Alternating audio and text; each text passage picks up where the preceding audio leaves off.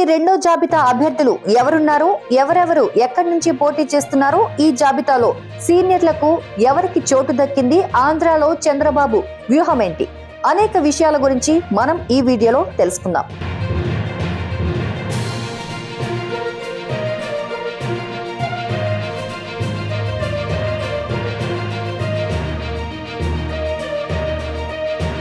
అంతా ఊహించినట్లుగానే టీడీపీ ఇవాళ 34 మంది అభ్యర్థులతో రెండో జాబితా విడుదల చేసింది. ఇప్పటికే 94 మంది అభ్యర్థులతో తొలి జాబితా విడుదల చేసిన టీడీపీ ఇవాళ 34 అసెంబ్లీ నియోజకవర్గాల్లో అభ్యర్థులను ప్రకటించింది. ఈ మేరకు పార్టీ అధినేత చంద్రబాబు ప్రకటన చేశారు. ఇందులో పలు కీలక నియోజకవర్గాలు ఉన్నాయి. అలాగే పలువురు సీనియర్లకు కూడా ఈ జాబితాలో చోటు దక్కింది.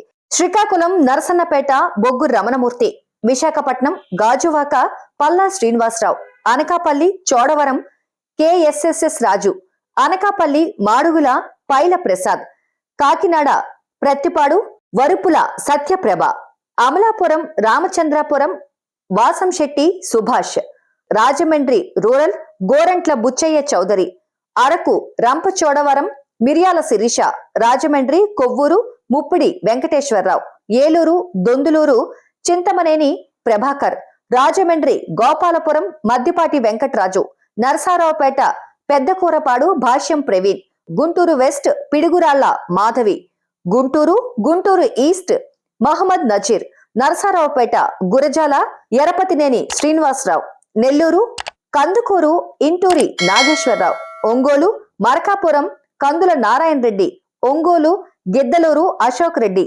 నెల్లూరు ఆత్మకూరు ఆనం రామ్ నారాయణ రెడ్డి, నెల్లూరు కొవ్వూరు వేమిరెడ్డి ప్రశాంతి రెడ్డి, తిరుపతి వెంకటగిరి కరుగొండ్ల లక్ష్మీప్రియ, కడప కమలాపురం పుత్తా చైతన్యరెడ్డి, కడప ప్రొద్దుటూరు వరదరాజుల రెడ్డి, నంద్యాల నందికొట్కూరు గిత్తా జయసూర్య, కర్నూలు ఎమ్మిగనూరు జై నాగేశ్వర్ రెడ్డి, కర్నూలు మంత్రాలయం రాఘవేందర్ రెడ్డి, హిందూపూర్ పుట్టపర్తి పల్లె సింధూరారెడ్డి, హిందూపూర్ కదిరి కందికుంట యశోదాదేవి, రాజంపేట మదనపల్లి షాజహాన్ బాషా, రాజంపేట పుంగనూరు చల్ల రామచంద్రారెడ్డి, చిత్తూరు చంద్రగిరి పులివర్తి వెంకట మణిప్రసాద్, తిరుపతి శ్రీకాళహస్తి బొజ్జల వెంకట సుధీర్ రెడ్డి, తిరుపతి సత్యవేడు కోనేటి ఆదిమూలం, చిత్తూరు పూతలపట్టు డాక్టర్ కలికిరి మురళీమోహన్.